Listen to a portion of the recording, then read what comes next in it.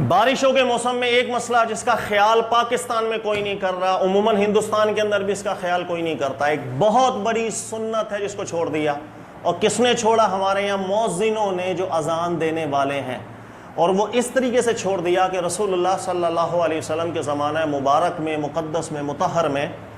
جب کبھی بارش ہوتی ہے، شدید بارش ہو جائے، راستوں میں کیچڑ پیدا ہو جائے کہ نمازیوں کے لیے مسجد کے اندر آنا دشواری کا باعث ہو، یا آنے کے اندر کپڑے وغیرہ ناپاک ہونے کا خطرہ ہو، جیسے ہمارے یہاں بھی بارش ہوتی ہے تو گٹر بھی ابل پڑتے ہیں، تو راستے کا جو پانی ہے اس کے اندر پاکی ناپاکی کا احتمال پیدا ہو جاتا ہے۔ تو جب کبھی شدید بارش ہو، یا صحابہ کرام کے دور میں کبھی آندھی چل جائے، یا شدید سردی کی رات ہو،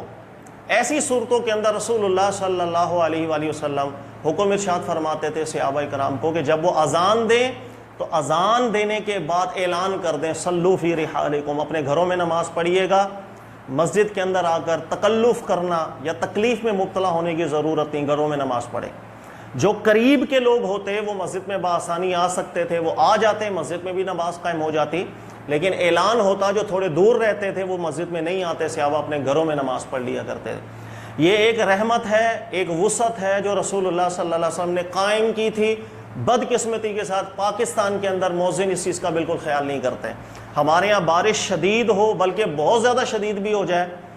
اور گھٹنوں گھٹنوں تک پانی بھی ہو، لیکن کسی مسجد کی اذان میں یہ اعلان سننے کو نہیں مل رہا ہوتا کہ اذان دینے کے بعد مؤذن اعلان کر دے اپنے گھروں میں نماز پڑھیے گا، مشقت اٹھا کر کے مسجد میں آنے کی ضرورت نہیں ہے۔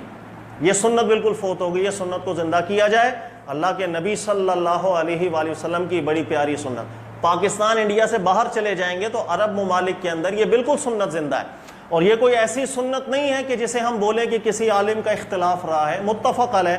امام ابو حنیفہ، امام شافعی، امام مالک، امام احمد بن حنبل، تمام علماء کا اتفاق رہا ہے یہ اس عظیم سنت کے اوپر، اس رخصت کے اوپر، اس رعایت کے اوپر۔ ایک چیز کا خیال رکھیے گا کہ جس وقت مؤذن اذان دے رہا ہو، مؤذن کے لیے دونوں چیزیں جائز ہیں، وہ پہلے پوری اذان دے دے، جب اذان ختم ہو اس کے بعد اعلان کرے کہ صلو فی رحالکم، گھروں میں نماز پڑھ لیں، یہ بھی جائز ہے۔ امام بخاری اس روایت کو لائے ہیں کہ یہ بھی صحابہ کرام کرتے تھے کہ پہلے پوری اذان دے لی اس کے بعد اعلان کر دیا،